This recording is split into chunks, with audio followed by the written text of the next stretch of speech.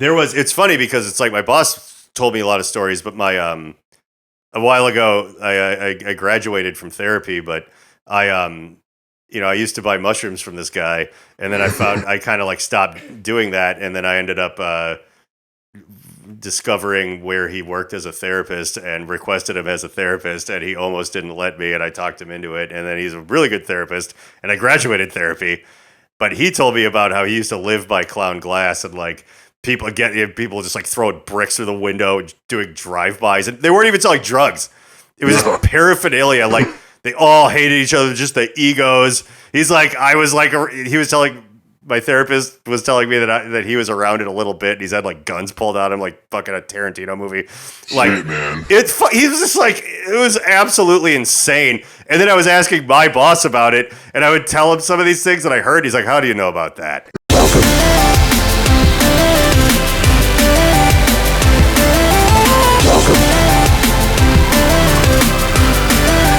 Welcome to Ghosteater and Friends. We have our one and only John Wheeler. Reverend John Wheeler, right? You still Yes. know by Reverend John Wheeler? I do. Sorry, I was distracted by my mic. No, that's fine. I think I broke it for a second. The last thing I remember is taking a 10 strip of acid at Buffalo Wild Wings, and I'm just rolling with what I'm looking at now. As that's fine. This is totally normal, I promise. Yeah, this situation is an okay thing. This is exactly what happens, like, all the time. Lots of people go through this, don't worry. Okay, fair. So this is episode, 10th episode now. And it's been really fun, honestly. And I'm excited to kind of get to know you some more and talk to you about what you're about and what you're doing. You're a freelance. You have a very storied history. You've done fucking everything under the sun. I have lived too much. We're just saying that your brain has ran out of hardware space. Right? Yeah, I can't remember. Like I wonder. Like I've bounced off people that just the amount of like traveling, different music things, different things for money, different stuff that I've done. I have like a fucking 3-digit body count. Like what, like your average person's amount of experience, and not all of it's very important necessarily, but like, like are humans not meant to be able to remember 43 almost years of like that much nonsense? Like, is it normal that would, it's like someone will be like, give me a story about blah, blah, blah. And I won't be able to do it. And then they'll be like, but do you remember when this happened? I'm like, oh yeah, blah, blah, blah, blah, blah, blah, blah, blah, for like 45 minutes. It's like, it's all in there, I guess. But somebody just needs to give me a little running start. Let's try to dig some of that out of there. Okay, yeah. Are you going to use some sort of probe? Yeah, well, this time we're just going to use my weird voice. That's fine. That's in my brain. But, you met Sam, fucking ancient times. It was literally like 2004, something like that. You were in SMB? I was. Were you guys still screaming monkey boner at that time? If it truly was accurately 2004, and it's hard for me to say, but I know that it was like 05 because of the whole mindless self-indulgence thing. Yeah. That we kind of like ended up changing our name, which like is such a weird balance of, well, it was the biggest thing we ever did, but also having to rebrand was kind of, I don't know. And I think the main reason none of that stuff completely worked out is that, my parents aren't millionaires. Like that's kind of like, I look back and I'm like, if I had abs or wrote, more of a hit song, no, John, it wouldn't. Just $250,000 would have done it. Yeah, that would have helped a little, and if they could afford to give that up, they had a lot of $250,000. So, and they didn't have $250,000 between them. But yeah, I think I met Sam somewhere around 2004, still in the late stage boner era of going, I can't believe this thing has gotten traction like the way it did. Those were the heady days of like, how in the fuck is this happening? Oh, those are some good tunes though. I still listen to Process of Assimilation sometimes. It's a good jam. I can, it is funny. I can put that in and deal with it, because when you make stuff, yeah, you are going to hate it later, like, oh yeah, I go through that a lot right now already. And my library isn't very large. Yeah, well, that's just the thing. Like sometimes it's fun just when you've been at it long enough where some of it is so old, you forget you did it, and it sounds like someone else did it. You're like, oh, this is kind of cool, whatever this is. Oh, that's me. Okay. It's like, oh, shit. It's like body dysmorphia. Like, I've literally, there was one, my weight kind of goes up and down. There's a couple eras where I was sort of skinny, and I was still in those eras, and I saw like a picture of myself on stage, and I was like, oh, look at that skinny tattooed guy playing the bass or whatever, like, must be pretty cool. And then the second I realized it was me, I started going like, oh, there's a love handle, there's a like your like mind. But like, so when you wrote a song so long ago that you don't remember doing it, you're like, you can listen to it like you're someone else, and actually just understand it for what it is. And then as soon as you remember it's you start picking apart the vocal takes. You're like, I didn't really hit that note. Yeah, well, Weird. I mean, I suppose, like, it's kind of like a record in time, too, of, like, you know, where you came from and what you used to, like, what music you used to write, like, used to sound like, you know. It's kind of interesting to, I think, look back on that. Because even now, I've written my first songs like 3 or 4 years ago now. And now, even then, it's like a massive difference, but it's kind of like a, you know, like a bookmark in time almost. Yeah. You know? Well, it's particularly, you know, I feel, well, now maybe this applies to like plenty of people or whatever, but I think that when you're really writing your own crazy ideas, and it's not like, oh, I was just helping someone else do this or that, or, oh, I was just singing about stuff that I thought sounded romantic and I could maybe sell this thing or whatever. It's like, when it's actually total nonsense that comes out of you, it's such a, like, when I look back, it's just like where I was at with like things, and like, you know, not one song is about anything that's really happened to me. But they all are kind of through like a weird lens a little bit. And it's just sort of like, oh, I thought, but you know what the weirdest part is?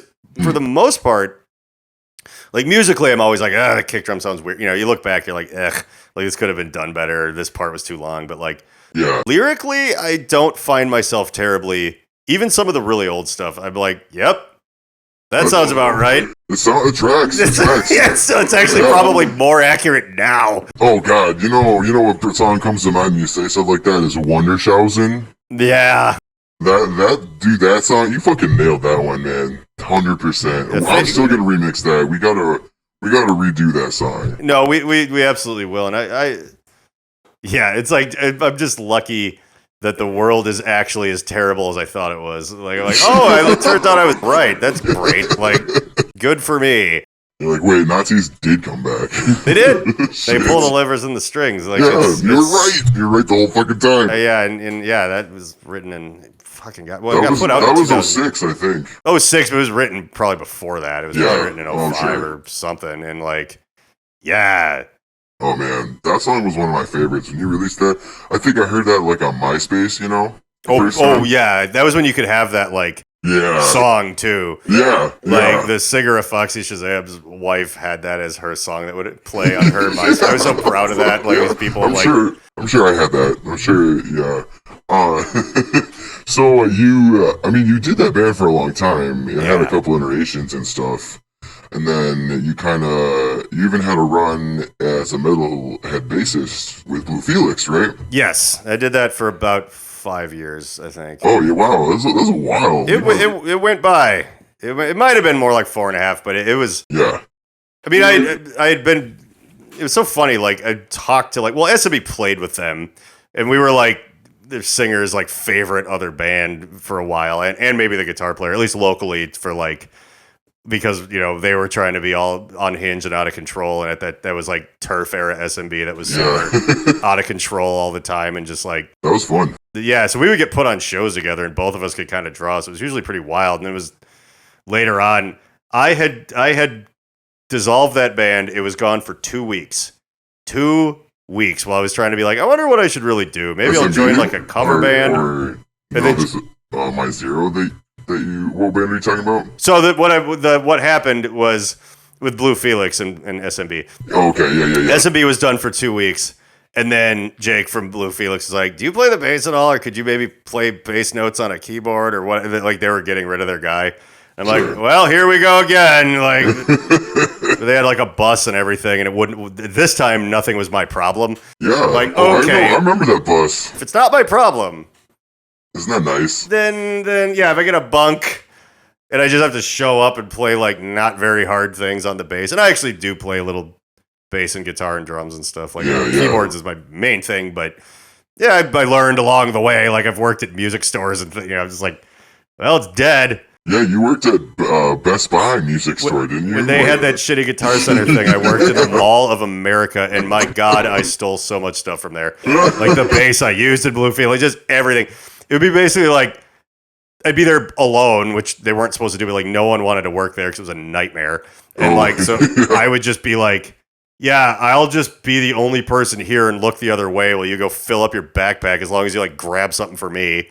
And then there was like, by the way, this is long enough ago where any of these stories are like statute of limitations. Yeah, they can't come after you now. And I'll just be like, I'm a stand-up comic. That's not real. So Best Buy, if you're watching, calm down. Yeah. Yeah, I think your friend works for them or something. But Yeah, he does. yeah, they would do something where like they'd have this gift card thing, but they never promoted anything right. So they'd be like, oh, for every $100 you spend, you get a $10 gift card. But nobody knew it coming in. There's no signs. It was like up to us to tell them. So like people would buy like an $800 guitar and I would just be like, beep, beep, beep, like under the desk and just keep. And then I'd go on tour. Someone else got caught doing that, but I would just like be, oh, we're in Columbus, Ohio. And I would just buy like $300 worth of video games for the DS or something. All these gift cards, like they'd have no way of piecing that one together because most people aren't randomly 5 states away every other weekend, so they had no real ability to piece that together. Yeah, they're like, wait, where was John? Yeah, it's like anywhere in the country. Let's look at the whole thing, like just the whole map, like enhance. Like we think these gift cards that got used at 2 in the afternoon on a Tuesday in Cincinnati was probably misappropriated by one of our employees at our store in the Bloomington, Minnesota. Like, let's spend some money looking into that. Oh yeah. No, I doubt that they do, but no, because I got away with it. That was probably thousands of dollars eventually. Yeah, Sam actually got into keyboards because of you. You know, you kind of inspired him. It was you remember that Akai S2000 that you had? Oh, the big, cause I bought that because that's the one that FDM used in the 90s. Why you got it? That's how I knew what it was, to be like, okay, well, I should use that, I guess. That's so funny. So I got one of those. I had one of those for a while, and that was because Sam just bought one because he thought it would be cool. Well, it's pretty useful, but it's just, probably by the time Sam did that, by the time I had one, it was like, getting a little outmoded. Oh yeah, it was outdated. This was like in 2008, I think. Yeah, you'd use like a SCSI drive. It's like finding the cables for it was like impossible. Dude, it had a 2 gigabyte SCSI drive external that I bought with it, and it literally had those clamps. Yep. That we got to secure it, you know. So. Mine just sat like on top. It was in a rack eventually, but it was like. I think Sam has been obsessed with rack mount equipment ever since then, I think. Well, yeah, it's like the right way to go. There's nothing better. It's like satisfying as anybody, I think, to have a nice case for something. I used to be such a like just chuck it in a garbage bag and drag it out of a minivan type of guy, you know, but like you get another one. Later on, it's like for all my camera stuff, I've always like waterproof Pelican cases that will fit in the carry-on of any plane, but you can fit all this crazy stuff in it and like probably take a 9mm without going all the way through. Like, it's very. They won't see it. Yeah, it's well, no. I mean, you could probably shoot it and it would like not go all the way through. They're pretty tough. Yeah. The airport will open it and look for guns if they feel like you have one. Don't use it for that. I was kind of confused for a second. I was like, wait. No, I literally meant you could probably shoot at it and it wouldn't fuck it up. Like, but like, I became obsessed with that. It's like, ooh, this. It's like sometimes I have stuff that's just like, oh, I got it because it comes in such a nice case. Yeah. It's like, oh, the rack mount thing is like part of that wild neurosis of. We're still using the SMB rack case. It's actually what our LED wall, all the brains and power is going into. Yeah, there's stickers on there from like before anyone knew who Psychostick was, and they're just like another weird band on the internet that we were playing with in like 2004 or something. Beer is good. Yeah, I think it was before that happened even. Like that was probably their big hit, huh? It was. It's funny. They had a big hit with that, and then like there was a lull, and then they kind of like figured out how to use the internet and like they're bigger now than they've ever been, but it's because they know what they're doing. Right. Like they're locked into this like festival circuit, and they just have like their shit together. They've been doing the same thing. Also, I will always say that Rob did, their singer, he was kind of a curmudgeon, and some of his comedy was like really safe. And I told him to like, well, you know, it's just goofy, but not, you know, I was like, be mean. Be a little mean, Rob. You can get away with being so much meaner. I know you won't go as far as I would go, and that's fine. But like, you can be pretty mean.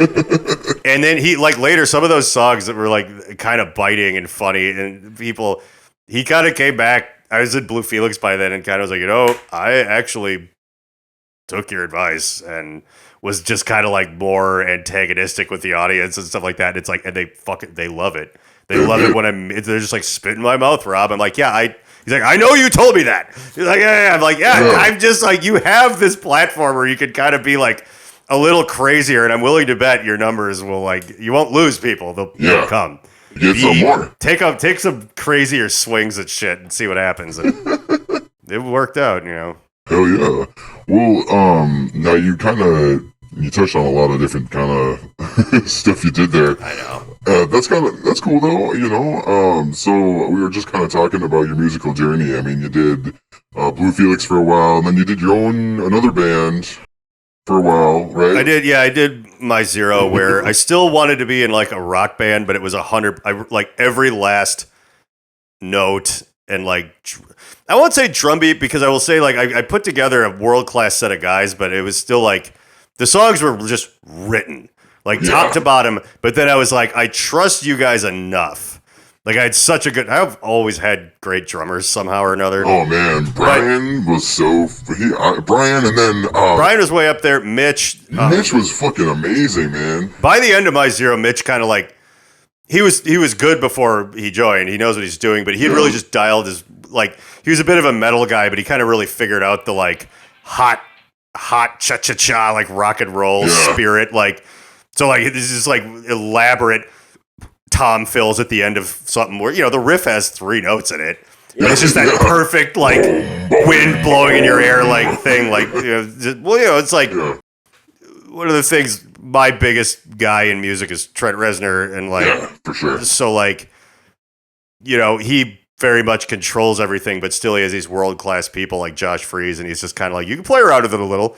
You know, it'll be fine. People have heard Wish enough. Where, you know, you can do it a little bit, like, you know, like the what tour they had him, he was like doing like Meshuggah, like double at the end of like, you know, was there something real? Was there just like at the very end? It was just like actually like a weird polyrhythm, and it was like, yeah, he's like, I probably wouldn't have let a lot of drummers get away with that, but Josh Freese did it right, and I'm like, so I was like, if you have people like, you know, don't use them as machines, let them. As long as they get it. And everybody got it. So it was like, that band was like really good, but we were just kind of I was getting tired of it, and like we were getting a little old. And it was like, I always just said we were the best like pop industrial electro metal band in the retirement home. You know, we really won the gold medal in shuffleboard every year. It was so I was like, it felt good, but it was just like, God damn, like, what are we going to do? Even if someone offered us a tour, it's like everybody has we were not 25 anymore. We were like pushing 40, and it was literally like February of 2020. It had nothing to do with the pandemic, but I was like, guys, I'm done. Like, I'm just like, I don't like this anymore. I don't know what I want to do, but I'm going to do something, but I don't know. I don't want to be in a rock band. I've helped drag my last bass cabinet up my last flight of stairs. Like, I'm just done, you know? I kind of went in the opposite direction, personally. Yeah, you seem to have more junk to drag up and down the stairs now. Well, it's okay. I got a good crew, too, you know? That's helpful. And, like, we've established that, like, Ghosteater will use the wall, but, like, it's not just for me, you know? And it's mostly for them, so they can make money, and then we can eventually, you know, make cool stuff, get more LED wall, etc. So, I get it. Having a good crew is really helpful, but man, I tell you, being a rock band, it kind of reminds me of like being a sound guy, man. Like when you're hauling the PAs, like you have all the heaviest shit. It has all the most power.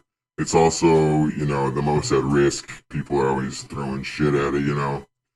And that's kind of like being a rock band. Like you're always going to have to haul some fucking amp somewhere, right? And a guitar. Yeah, it's difficult because it was also hard to watch, like rappers and less elaborate, EDM DJs be like just hop on a plane with a laptop and we're fixing a broken bus and like, you know what I mean? Like dragons. Yeah. It was just always like, I don't know. And it's like, I guess if I'd come to that conclusion earlier, it would have been different. Because I even did a solo thing for like a little while, kind of post-pandemic. I did like a couple of shows opening for buddies that like owed me favors at big places like the Caboose and stuff. And then, Sam was at that one. That was like you had the red cross. Oh yeah. I busted. I even bought a light show for it that I never even got to use. Shit. But like I just buy it from you. I had a bunch of like I have it down in my basement now for karaoke. Oh, okay. And I actually do have the drum set set up down there. And I was telling. I'm glad you found some use for it. And I mean, drumming is fun. Yeah, like I have a giant like powered speaker that I can run stuff through it, either sing or try to play the drums along while the lights just go crazy. And I'm like, this is kind of fun. Yeah. I'm like Krieger from Archer or something, Yeah, just you like, have it just like on sound mode or whatever.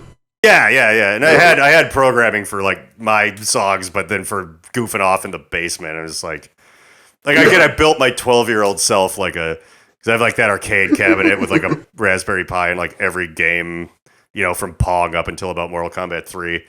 You have that? Yeah. That's awesome. You'll have to do I don't think I've seen it yet. Oh, it was because I had it behind the podcast screen. Oh. And because I would just take it down, but then I figured out this other corner would be a better place for it. And so now it's like out in the open, and I have this massage chair that Alexis found off Facebook Marketplace that some guy clearly stole from a trade show.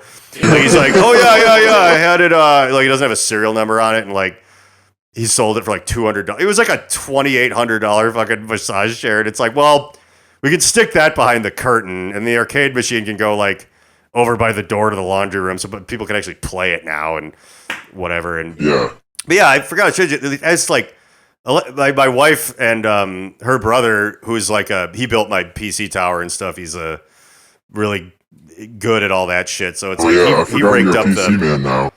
For video production. I still use a $8,000 iMac at work for all that shit because I didn't buy that. And then also I'm gonna get a Mac Mini probably to run Logic or something because you don't need. I'm like literally only going to put that on there. It won't have even an old version of Photoshop or anything. It's just like, this is just going to be the music thing. So I'm not going to go out of control with it. So it's like reasonable because my laptop is now physically so old that I can't upgrade it enough to like run the current version of Logic anymore. And I'm like, it was not.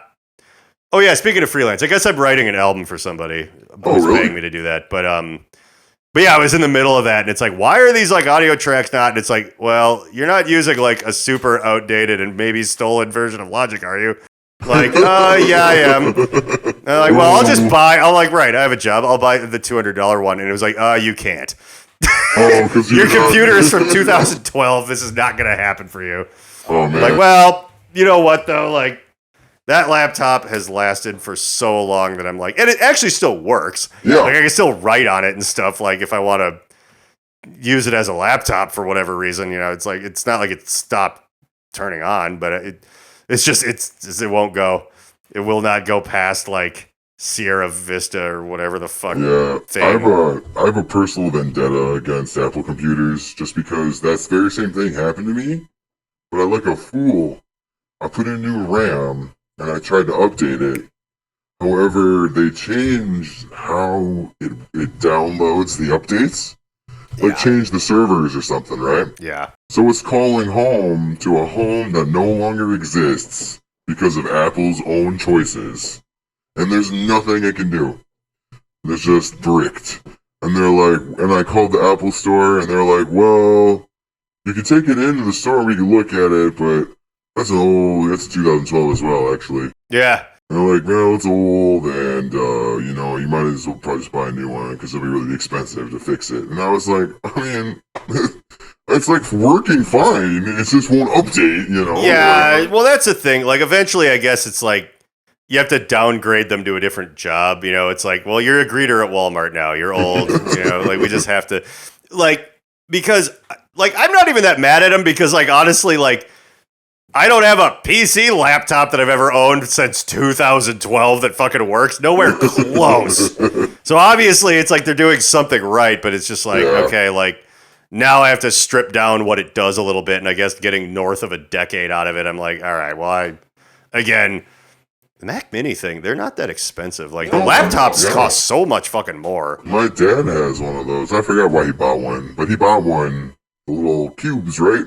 Yeah, they're like tiny. Cubes. Yeah. And you're like, my buddy who I was in a little bit of SMB and all of my Zero with, David Murder, like just, he literally has a stripped down, like, you know, it's not doesn't have the most RAM, he doesn't have to, but it's his media server. Like it's just all of his like movies and then the things, you know, his accounts for watching stuff. He just uses a Mac Mini rather than like I'm sure there's quite a few Roku. Few movies on there.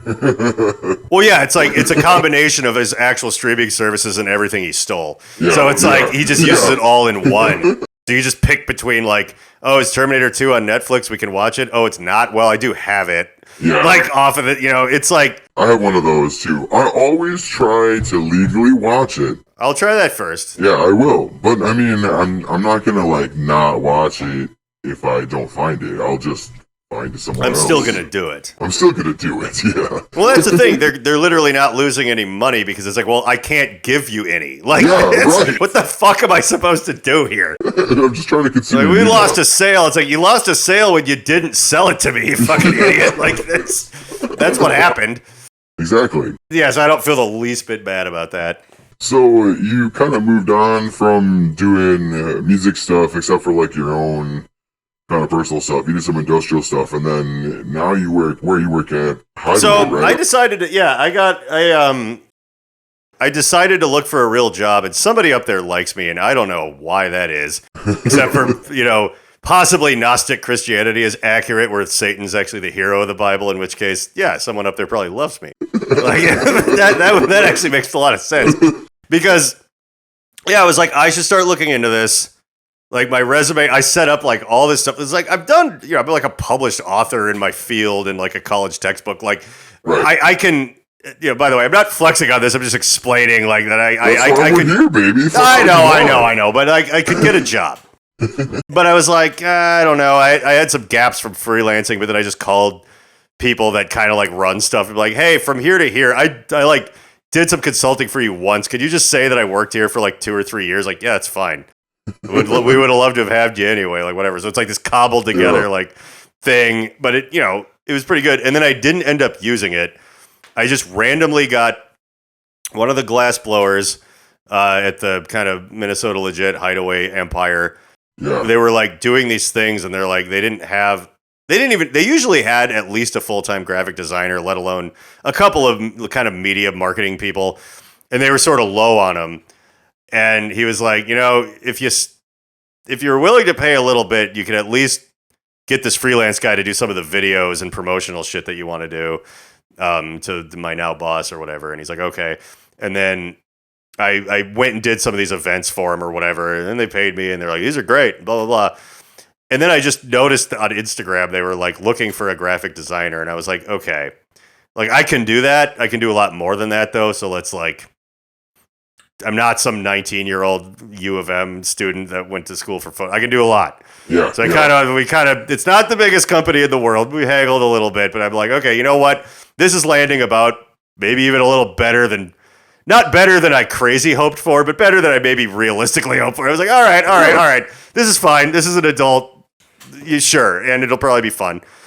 And it is. Now I'm like basically the creative director, like if we were an ad agency, which we're not, but I guess like the CCO, the chief creative officer. There's a C-suite thing for the creative department guy. I didn't even know that. That's awesome. There's I kind of like went to them with that. I'm like, this is what I would like to be called.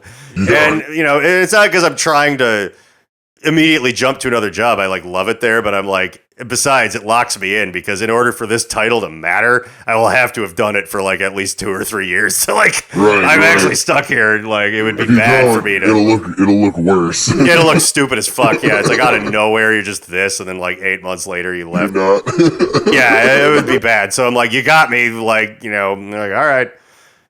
Yeah, like it's just really interesting because it's like a real place and it is expanding, but it's like the only person I answer to is the owner of the entire company who I talk to like, for about like 40 minutes every morning randomly, and then he goes off to do stuff, and then he comes back and bounces ideas off me, and I'm like, this is kind of cool. Like usually your boss is like the kid of someone that sold the most VCRs in the 70s and they got moved up, and they're just some asshole, and it's just like, no, this guy moved to the US with nothing. He's from Palestine. Oh, and wow. he's a refugee. Fucking Palestine too, man. Not a fucking he's got I won't share him on here, but he's like pretty happily shared some wild stories with me and stuff. And he's like, yeah, so I had to get out of there and I'm here now, and like I didn't speak a word of English and whatever. Like the real like, hey, you can do it story. Yeah. What? Oh, okay. I thought that was like a weird thing. No, we're also building like an LED wall, and half of your face turned off though. I know, I'm trying to fix it. Okay. You had a rough landing into our dimension. I know. There we go. Well, it changed colors. That's Yeah. Is it still half gone? It's been doing that, like half content. yeah, but now that's happening. Oh, there you're back. There you're back. You have Yeah, all the way of a say. face. I was gonna say, there's some wiring that I need to I thought it was adjust. coming down off all the acid I did at Buffalo Wild Wings. And, so, it's fine. But yeah, like it's like just the pure culture of kind of like working with someone who's like, it's not like they inherited the company. It's not like, they came here with like fucking nothing They made it. and right? built. And- Well, and we get along really well because he built everything out of spite. Like I love. yeah. Like he was like, I had a little, like I worked and I got the opportunity to buy a tiny, scary grocery store in Como. And then like, I noticed this guy had like a head shop across the street. And then like, I sold munchies, so his customers would come over here, but then he put in a vending machine. So I'm like, fuck you, I'm going to sell my own glass pieces. And it just spiraled out of control from basically that into everything it is now. Oh, yeah. I won't give away his whole entire story. Someday I'm going to film him like actually telling. Maybe we'll get him on. You think he would come on here? Well, Maybe he did he'll- a short interview with like someone who is like from a smaller news affiliate like earlier today, just about legalization and stuff. And Oh, maybe. here's the thing, I think if you could go there with Both of you stuff, and your boss together. yeah, Yeah. I think if we could do it there during work hours, he might actually say yes. Okay. I don't know if we could get him. He's got Yeah. like 3 kids and a wife and Like, stuff. would we be able to just, like, do a podcast in a highway one day? Like, Maybe. just I mean, do I that? set up OBS on my work computer in case we have to do an emergency podcast. Like, Yeah, there you go. Like, you never know. download. I mean, we could do it. It'd be cool. Yeah, no, yeah. That I want, because just for fun, not even for money. I want to make a documentary, like to see if I can do it like Netflix quality. I have no illusions about anyone picking it up, but Yeah. the story of like Clown Glass and the Hideaway back in the 90s, how like it was so against the law to even like be a glass blower. Everyone used aliases and they'd Oh, like go yeah, shoot 'cause out each you- other's windows and shit. You And, had like, to, like, I remember, like, you couldn't even, like, talk about smoking weed, Yeah. like, in there, right? 'Cause yeah, they'd be like, anywhere, "No, gotta get out." like that. You couldn't. And it's funny because it's like my boss told me a lot of stories, but my, a while ago, I graduated from therapy, but I used to buy mushrooms from this guy, and then I found I kind of like stopped doing that, and then I ended up discovering where he worked as a therapist and requested him as a therapist, and he almost didn't let me, and I talked him into it, and then he's a really good therapist, and I graduated therapy, but he told me about how he used to live by Clown Glass and like people just like throwing bricks through the window, doing drive-bys, and they weren't even selling drugs. It was just paraphernalia, like they all hated each other, just the egos. He's like, he was telling my therapist was telling me that he was around it a little bit, and he's had like guns pulled on him, like fucking a Tarantino movie. Like, Shit, man. he was just like, it was absolutely insane. And then I was asking my boss about it, and I would tell him some of these things that I heard. He's like, how do you know about that? And I'm like, I heard it from a guy. I won't give you the backstory because it's crazy. But he's like, yeah, like that happened. And this guy was doing this, and this guy was a piece of shit and went to jail, and blah, blah, blah, blah. And I'm like, wow, this all lines up. And then I was asking some of there's a couple like glassblowers that are closer to their early 50s there that remember all of it. Oh yeah. And I'm they've like, been guys, through a lot. we need to like dig people up and do like a full Netflix, like, you know, I know there's like a glass blowing game show, but it's like, I want to do an actual behind the murder fucking, you know, thing about the criminality of it. Because the best part about doing a documentary like that, and right now I'm just full of shit because I'm so busy, this is never going to happen, but I just want to do it really bad. But like, the best thing is that there's an end to the story. Like, where I work now, like the glassblowers have like health insurance and a 401k. Like, it's not this like underground shootout anymore. It's a super above board thing with like a fucking dental plan. And like, you know, like weed is now legal. The licensing for dispensaries will be soon. It's over. The story's over. Like it starts like, at least as far as the people alive that I'm talking to, kind of the mid 90s when it was like this wild west of like real violence and like all this crazy shit. And all these stories culminate into like, yeah, it's like just a real normal job now and everything's fine. Like it's just legal and paraphernalia has been more legal. And then the subject itself, like weed has come full circle to it's fucking boring now. Like it's literally not this like you could open up a speakeasy and be like, go back to the wild prohibition days of 1996. There's going to be a take me to your dealer poster on the guy's wall, and he's going to show you his gun and say something creepy to your girlfriend, and you just want to leave, but he makes you watch an episode of fucking The X-Files with him or something. And you're like, wow, we're going to like recreate an efficiency apartment with brown carpet and like, wow, this is what they did in the wild gangster days. It'd be like one of those 1920s style bars, you know. I know exactly what you're talking about. Yeah. And so but now like kids who are like 14 right now, by the time they're like 18 or 20, like they're gonna look at rap videos from the 90s and not even know what the big deal is. Be like, why those guys have a big pile of grandma's back medicine on their coffee table? Like, like I don't understand what. Okay, well, good for them. I guess they went to the store. Like, yeah. Like, so wow, they must have to go to the store twice. Yeah, that's a lot, you know.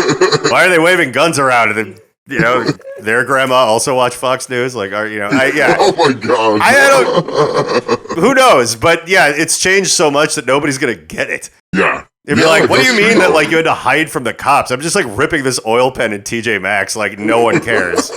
Like, we used to have to like hide behind my dad's garage and like look for people and wait till it was dark, and they'd be like, what? Right? Why? Like, I remember Sam smoking out of like pop cans back in the day, you know, because they weren't 18, you know, they weren't allowed to buy glass or whatever. Nope. So they had to make do, you know? Apples and pop cans. Oh, yeah. Apples were always better, actually. Well, you're not getting that fucking Alzheimer's from the aluminum yeah, right? lungs. Oh, man. I can't believe they did that, you know? I think he only did it a couple times, but I remember, because it was also, like, the worst way to smoke weed. It was just, I've done that. It sounds like it's just a bad experience, huh? I remember not even like it being weird, and this is a really long time. This is way before I met Sam, but when I would maybe smoke a little bit more. I mean, I do it really casually now. It's just this weird part of my life where I'm like, well, I'll poke a oney before bed because it's like, but it's not even like a ritual or anything interesting. It's just kind of like, yeah, it kind of makes, you know, the right strain will make me sleepy, and I'm like, that's good, no nightmares, you know, like, but exactly. It's just a plan. I remember socially doing it. You know, the way that everybody used to, where it had to be this ritualized like thing. And it's like just smoking out of a pop can in somebody's bedroom and blowing it out the window and like being like, oh, when someone would have like a piece, but it would be like brass, you know, it'd be like a metal thing. And it's like, then later being like, wow, someone has like a bubbler that's totally made of glass, and be like, well, that was like $400 in 1998 money, which just like, and there's like, this is the other option that is like that's how much my first car was, you know. It was a piece of shit, but it was still like, it was about $400 to $600 in like mid 90s money. So it was like, be like driving around in about maybe a $1,600 car now or something. Yeah, you could buy it. I did. Yeah, that was my like. Yeah. I thought I was hot shit when I had my first broken, fucked up car from like the 1981 that I bought from like my grandma. Like I was like, I could drive. Yes, I can start going to parties and talking to girls that don't go to my school that have known me since kindergarten. And it's like, wow. So, you know, speaking of like, you know, Hideaway and cool shit that you do over there, You know, you recently can we talk about the blacklight thing? Yeah, the Blacklight Fright Night. Yeah. What is that now? Well, it's in October, right? October 14th, and it's a thing where there's a lot of options for UV glass. It's like, a good glass blower can make something out of anything, but it's all about, well, what can you get though? Like, what can you get? Like, does anybody make good UV glass or whatever? Now that it's the future, you can get it's not even like just glow green. Like, there was someone that made one that was like, it was clear in normal light, but it was made out of like multiple bands. So it was like orange, yellow, pink, purple, green.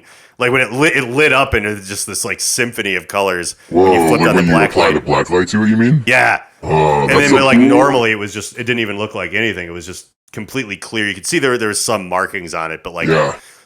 and so like there's big ones too where people will be like, only parts of it are blacklighty. So, it'll be like this big, huge thing. And it's still mostly transparent when you put it under blacklight, but there'll be like spirals and all these hidden patterns in it and stuff. Oh, yeah. So there's so much you can do. And luckily we have like fucking world-class guys that are pretty creative. So it's like, oh, look what we got a hold of a bunch of. So the gal that's the actual studio manager, because there's a few different buildings, and I'm lucky that I work in the like I could work in an office in like one of the other things, but I work in sort of this like like in Willy Wonka when they're like they're having them like in the factory, like not the Wonka's factory, but like the girl's dad, and they're all like they like bang on that window like, you girls, peel those candy bars faster. I know exactly what you're talking about. Yeah. Me and most of the media department work up in that thing, and we look down over like this huge, like football field length thing of like glass, but it's like Lord of the Rings. There's like fire and it's like the orcs is like hammering on shit and just down there and like. So it's like we're doing all these things on all like coming up with all these weird ideas for stuff and whatever, and we like walk down out of the eagle's nest over to like where all this fire and swearing and just whatever is, and nobody cares, and like. Talk to those guys for a while and be like, hey, we should do a bunch of blacklight shit, and then we'll have like a showcase thing for it, and we'll have like a DJ and somebody doing like flash tattoos and just turn it into this spooky Halloween glow in the dark fuck fest, and everyone was like, that's a great idea. Let's do that. No, that's perfect for Ghosteater. You're right. Yeah, and then like the mood is like, I think what we're gonna do is there'll be like a curtained off thing where everything's blacklight, because I think everyone will get like nauseous if it's permanently, but like Ghosteater would be out kind of in the main entryway. We'll probably have like drinks and free CBD or free Delta 9 gummies or just whatever, just in like trays and stuff. And like we've done in the past, just be like, help yourself, have glasses of wine, like whatever, like an art opening.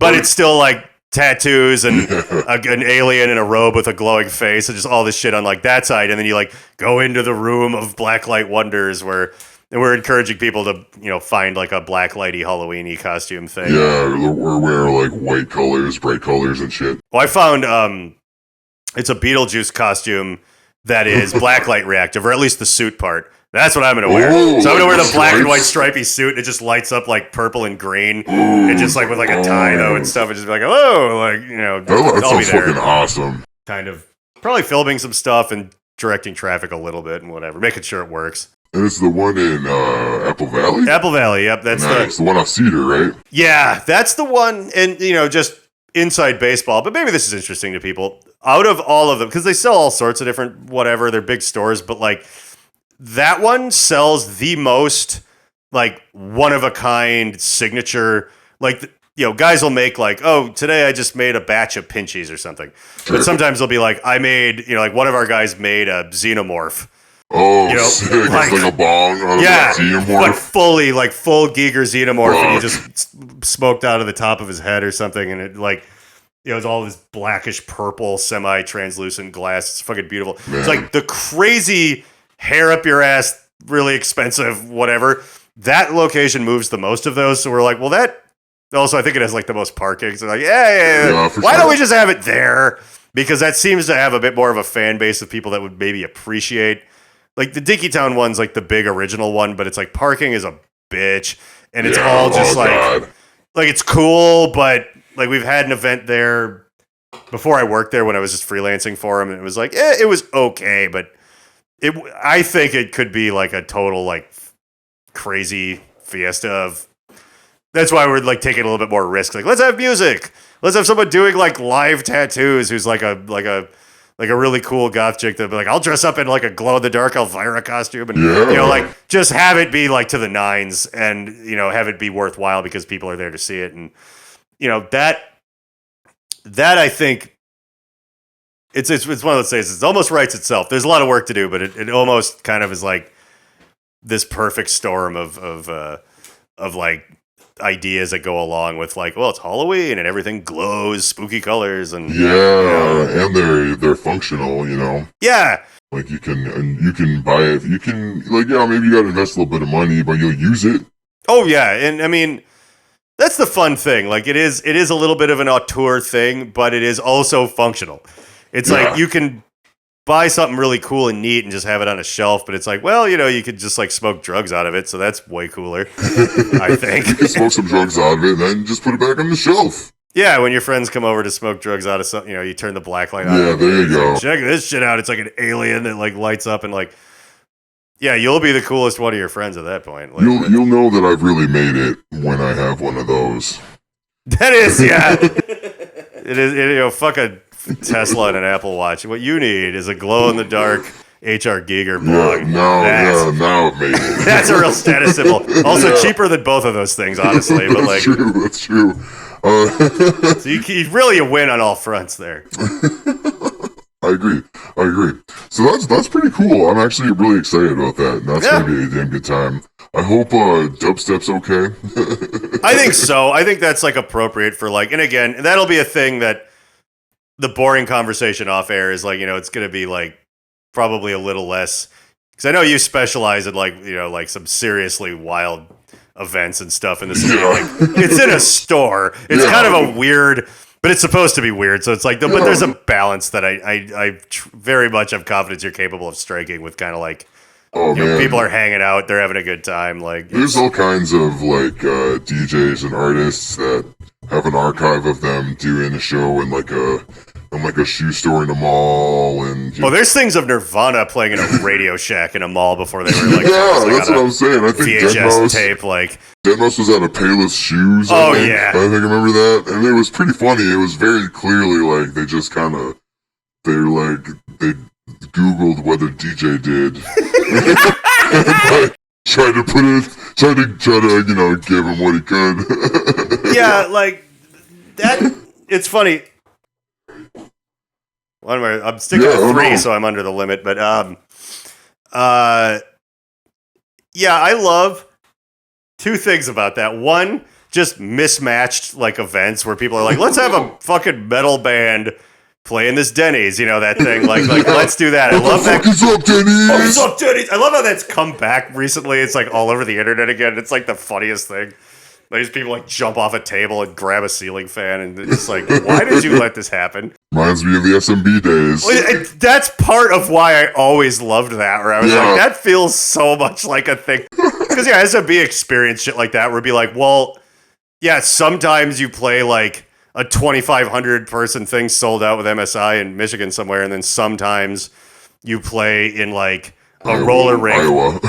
Yeah, like we did pretty good now, but like some days you play at a roller rink where they're doing like roller derby, and it sounds like it's gonna be fun, but it's gonna functionally not actually work very well at all. Like, and and that's just that's that life. Like, we're playing at a Best Buy at a strip mall. Like, can I ask? Do you even remember what the fuck is with the spoons? Like, I do. I know you got pelted with spoons and shit. Yeah. Why? By the way, before I get into where it came from, modern thing real quick, I love that that's a mental health statement. Like, I'm out of spoons today, Like, and everyone was giving me their spoons, so it's like I can retroactively lie that I was, like, way ahead of it. Like, give me your spoons, I need your power. You're collecting them. Yeah, like, that's what that would look like now. Just like how now kids won't understand cool 90s rap videos. But, like, because weed's just everywhere and boring. But, like, it was a zine that someone had that got around just enough. There's an interview where I was like, I I don't know why. I was one of those. You have two choices as a musician or anybody. You could give serious interviews or not. I chose not. And so it was like, well, what can we do to like help support your band? Like, I need you to send all of your parents' spoons to us in the mail. And if you don't have any, write spoons on a 3x5 card and mail it to our, like, whatever I put at the time. And then like everybody, there was like a group of people that saw that. And so they're like, we're giving you your spoons and like throwing them at us. And I was like, okay, because I was also a very much like, I'll throw garbage at the audience type of, whatever thing. A vibe. And then other people saw them doing it. And it was one of those organic, like, okay, I guess. And then it would like, yeah, you saw where it went, where it was like the arrows and 300 blocking out the sun. Dude. Like at that Burnsville High School fucking band battle we got paid to headline. Holy shit. I want like some sort of weird 3-page sort of paraphrase of that, and that's my only obituary. Like, they don't really talk about anything. They just describe what happened that day, and then at the end it goes, as far as the rest of his life, use your imagination. He's dead now. But, just guess. Yeah, like... So, were you guys even like... No, we got paid to be a headliner. We got paid $300 in advance, which was a mistake, to go, like, to try to draw people. But the weird thing is like, there was more people there were 700 people at that thing. Oh like, my God, yeah. Because it was free, and like all these people that were like, man, fuck my old high school, who were like 19, 20, like all showed up, ran around in their underwear and like fucking set things on fire and like, but the deal is the school too. They were like, they forced all the jocks to go. They were like, if you want people to keep going to your parades and your metal, ceremonies, like, you have to participate in this like dorky band battle if you want to go on your ski trip or whatever. Oh my God. So there's all these like angry kids. They're probably, I would reckon that 700 was like 300 school people, 150 of which being people forced to be there against their will, who wanted to pick on those kids, and then 400 people because of us. And then it was like, who all were like, let's start a fire in the bathroom. Like, that was the whole vibe. And then God, it was like a late 70s Doors concert that went off the rails. Like, I can't describe. We got through 4 songs before they cut us off. Like, I swore like so much. Like, they wrapped a kid up in duct tape. Like, they're like, Mummy's ready for his mystical journey. Like, crowds, people like Will and Levi, these kids that they were like, oh, I was like playing, and they went like over my head into the crowd, like jumping like off the drum riser over the microphones and shit, like doing like a cannonball. Oh my God! It was just so crazy. A couple of lady friends of mine were running around in their underwear. They're like, you can't do that. There's minors here. They're like, fuck you. Like, it's just like, it was so out of control. And I fucking broke. So these kids, like, we had our stuff backlined because we're like, well, we're like the headliners, not participating. They unplugged my S2000 sampler and all this stuff. Oh, yeah. My temper was pretty bad back then. And, I've since graduated therapy, but I was decades away from starting. Yeah, right. You just completed it recently, so this was... Yeah. So, like, I, in a back room, I was, like, yelling at these kids and stuff. Because there was a thing, like, I'm not a small guy, and I never have been. And it was reminding me of high school because, like, what you're looking at right now was what I looked like in, like, 8th grade. Minus the sleeve tattoos. But, like, being someone that... I looked like a retired football player that does the commentary when I was, like, 15 years old. So it's just, like, the jocks would be like, hey, man. And I would just be like... I was like... No. Yeah, I was like, I could lift you over my head. Like, this is stupid. Like, I don't even work. I'm just fat enough to kill you. Like, that's like, but so like, that was like my high school thing. But then like, I was at that and there was like guys kind of doing this to me and stuff. And I'm like, you look like a baby to me. Oh man, like that kind of triggered you almost. Yeah, so I was kind of like talking shit. Like they would like walk up and be like, because I think I was like wearing a dress and like a shirt with a Baphomet pentagram on it or something. Like, I don't know. But they like kind of give me the look, and I was like, and they'd be like, "This was like what, 2007? 7, I think." Yeah. But yeah, anyway, like the cool kid band like unplugged all our shit, so it's like I cornered them in the back room, and I picked up a desk, like the one with the little attached desk thingy, the desk chair combo, and I fucking threw. I intentionally missed them, but just barely. Yeah. Like I overhand threw it, and it like shattered like an overhead projector and all this stuff, just in this Axl Rose fit. Then the school called the cops. Oh. This is great. So Jake Merkel, who you might remember. I do. Yeah. He was a slick little motherfucker. He became like a mechanic. He owns like a bar now. Didn't he go to like Florida or something? No, I think he moved out west, but he like literally like owns like a nightclub or something. Like he did. Wow, he's that's awesome. wild man, and like, but he went. Okay, John, they told you to stay here. Like, I'll talk to him. So he went and talked to the cops for me. I never spoke to them. And then he went and talked because the school trusted him. Like, I don't know. He was like kind of that kid's like, oh, I'll do it. He was one of those kids that he did better than this, but you'd think would join that like young, politics thing or something. It's like he went and just like told the cops that the school had let it go and we were going to handle it just internally and sorry to waste your time. So they left. And then the school asked him why the cops left. And he was like, well, they could have potentially caused so much more damage to the band's equipment, which is very expensive than one overhead projector. So you guys would be liable. And so it's like, if you don't think it's like, if that happened, it's like, we have no place here. And this is a matters for civil court. And the cops were like, well, if you ask us, they didn't say any of this, by the way. If you ask us, you guys would not come out ahead. So you're probably better off just letting it go. Now, I didn't know he was doing what he was doing. He just told, this is the one time I seriously almost went to jail where I've never been, which makes no sense. But like, yeah, so he told the cops one thing, the school administrators the other, and then I'm standing there waiting to go to jail. Yeah. And he came over and he's like, all right, we're good. I'm like, what do you mean we're good? He's like, no, you're fine. I kind of explained everything to him. I'm like, what? He's like, oh, all right, well, we should probably get out of here. He's like, oh, you're still playing. Like, you gotta be kidding me. He's like, yeah, they're like, you gotta honor your contract, blah, blah, blah, blah, blah. I'm like, damn. That's why you are doing the things you're doing now as an adult. Like, God, yeah, he was like 16. Yeah. He pulled this shit. I'm like, I would never have done that at 16. I could barely pull that off now. And I'm like, okay. And then we went and played, and like, it was like a actual riot when we got on. But yeah, so it was Sam was there. Yeah, we were like throwing full garbage cans like at the wall and stuff. It was just so out of control. There was fire. Yeah, what was that? Well, one of our buddies by the name of Fat Chad knew how to do like Vegas sideshow fire eating and stuff. So he snuck in all his shit and was just blowing but then it caught a bunch of the trash on fire. So it was actually a bit of a thing. Then everybody that worked at the garage. So like part of this was a vendetta too, because the garage offered to help like with sound people and, they'd be on the clock for the garage, but they're going to help at this event. Sound people, security. And they're like, we have the gym teachers there. They can handle security. There was like 2 gym teachers and 700 kids that only wanted to burn that school down. Like, it was like, okay.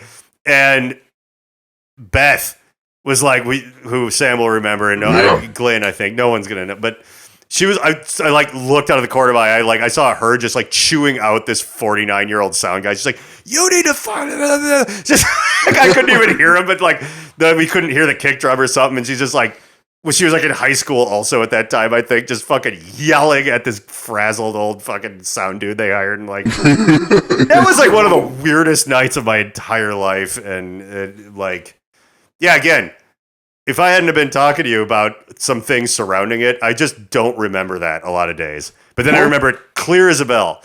The second it comes up, I'm like... Do you remember that little tiny tour that Sam went on with you? Like, he forgot his wallet. And so he literally was like, well, guess I'm gonna be stealing for a couple days. And that's what he did. Well, we all did. And where did we go? We went to Mankato, and then we went to 2 shows in Iowa. We had remember we went to a town that literally had 71 people in it. Oh, that weird upstairs yeah, you carry the rack up the stairs. Right. Yeah, didn't we have Jake Kirkman as our drummer? Didn't we have a weird other drummer? I think you did have Jake Kirkman. Yeah, because he walked in on me banging out this Iowa chick in the bus, I think, on that, or on the van. On that one. He's like, oh, God. I'm like, oh, right. You've never been in a real band. I'm sorry. Well, he was in the Men Who Control the Weather, wasn't he? Yes, he was. It was that after that? In the Hardcore Crayons. Yeah. He was an awesome drummer, but he was our drummer when we played a show. Not the MSI one, but there was another thing SMB did with a ton of local ringers at First Ave in the main room. And I literally kind of made fun of him on stage, and it was warranted. So I was just like, yeah, here we are on the First Avenue main stage, and the place was at least half full. It was pretty good for a local show. It was decent. And And I was like, by the way, this is our drummer, Jake Kirkman. He couldn't give less of a shit because it's not like a thing with like a xylophone and a mic'd up typewriter in some basement in Uptown. So with 3 people at it, which would be more fun for him than this. Like, that was whenever I threw all those cakes into the audience and stuff. Like, that was a flawless rip, though. I mean, I was right. That was the thing. Like, I love him, but like, I was like, dude, just like couldn't give less of a shit about this. And I'm like, wow. You're not even excited because it isn't exactly what I just described. I'm like, okay. I think that if you're obsessed with your credibility, you don't have any. That's, exactly. Why would you be obsessed? I don't think you should be. I think you should just do whatever musically, like, wherever it takes you. Yeah, man. I feel you. That's so funny. I forgot about the Men Who Control the Weather. I still listen to them sometimes. They had some bangers, though, too. Like, Oh, they didn't dude, get The Bell? anywhere. Shout out to that song. The Bell, still a fucking banger. I was like back from the dead. Yeah, Like their 50s, like I'm back from the dead. Yeah, dude, that was a good time. And we were friends with Foxy back then too. They got way big. Oh yeah. I remember. I had to. God damn it! When I was in Blue Felix, we were heading out of town somewhere. It was towards the end, and their singer texted me because he went on to sing "Downtown" with Macklemore. Yeah. And we were leaving town to go play some shows that I don't think were going to be all that exciting, but it was kind of like, we have fans there and they're paying us. But he texted me when I was like driving down to Jake's to get on the bus. And he was like, hey, Macklemore's in town at the Target Center. I'm like, well, yeah, that's cool and everything. He's like, no, because of that song, this was, before he showed up on award shows with him and stuff. No, I go with him and do that. Do you want to like be backstage at that and hang out with me and Macklemore? I'm like, sick. No, I guess I got to go play to like 40 people in Stumpy's dump and fucking like 30 or something. Yeah, and then it kind of like, by the time I had more free time, it's like he wasn't really doing that anymore. And it's like, I've seen him since, but yeah, like, Eric would be like, it was like when Macklemore was like on top of the world. And I'm like, I'm not a fan, but he's like, hey, do you want to come and do the thing? I'm like, yeah. Well, but I can't. He's like, oh, that's too bad. Like, there's booze back here and stuff. I'm like, yeah. Yeah, this is great. That was like 6 months before I was like, I think I'm done being in Blue Felix. Who I'm good friends with everybody, but I was like, this is like, I don't want to do this anymore. Like, I don't think it's like I put my time in. I wrote one of the records. Not the entirety of it, but the singles that all got videos, strangely enough, were the ones I did. And and not because I was in charge of which ones did. It was because they were the obvious picks. So whatever that tells you. But it was just more of like a natural sort of like, all right, this was fun. But unfortunately, there was like a few fun things that popped up where I was like, I could go pretend to be more famous than this band will ever make me for at least a night. Or I could, go, I don't know. But the point of that story is like Eric will still text me and be like, hey, like.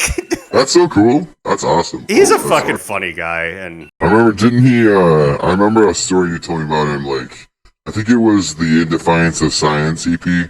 He was like, yeah, it's really tough.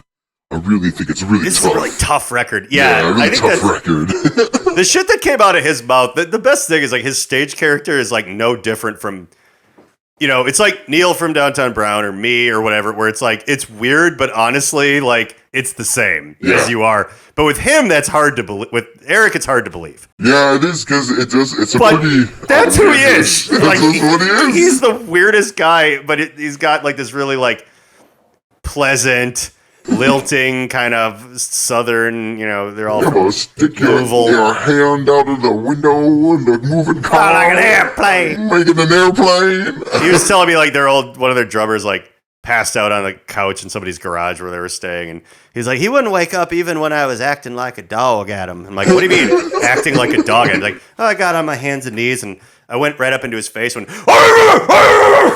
Jesus Christ. Right, of course. Yeah, of good course job, that's what you Eric. meant. Or when they came around opening for Hole, like, the Courtney Love got a bunch of people who were not in Hole strung together to tour his Hole. Yeah. And I was sitting in the bus with Eric and I was like, how do you like, because the way he acted made me act differently. Like I was like a dad on a TV show or something. I'm like, how have you been liking touring with Hole, Eric? And he's like, oh, the guys in the band are like, they're really nice. Like I like all of them. The drummer's cool. The bass player's cool. I don't know about Courtney Love though. I think she might be on drugs or something. And I'm like, I want you to stay away from her, Eric. He's like, okay, I will. Don't go talking to her. That was a real exchange. Yeah, god damn it, dude. It's silliness. Boy, he in the podcast era or something would have been like, I think he's kind of like not into like being too public, except for when he is releasing something or choosing to be. But it's just like God. I would love to like be around someone else that was around all of that, so they could remind me of some of the exchanges between him and I. Because like, I silly wish shit. Sam wasn't there for too much of that. Yeah, but I do want to wrap it up a little bit. An hour went by. It's like, It goes right. Everyone that we've sat down with so far, they've been like very surprised. Like, wait, an hour's gone by. Yeah. Goes by quick, man. And we'll get you back on, though. We'll get you back on. We try to keep it to an hour just because we have to edit this stuff so manually. It gets a little long, and you and me, we both talk. Just talk. No, I'll have to have I'm sure Peter over here is nervous that I'm not going to end it. I will say, though, like, I suppose technologically, we should just ask your friend Sam if he wants to come be the guest laugh track on my podcast. And we can get him on there. I can maybe figure out getting on there. Or you could if you can be untethered from your spaceship here. Yeah, we can figure it out. Okay. I mean, I might just need like my own mic or something, but we can figure it out. If not, Sam will definitely love to come on. I know that he can fill in for you in a pinch. He does. I did steal his identity. Well, it's the least you could do. Yeah, exactly. Well, John, thank you so much. Sorry for calling you Jeff right at the beginning there. That's actually funny for a specific reason that I won't waste your time with. Not this time. No. Not this time. We'll waste it later. Well, hey, thanks again, man. I do appreciate it. Everybody, John Wheeler, you have a good night. Too. Thank you. Thank you.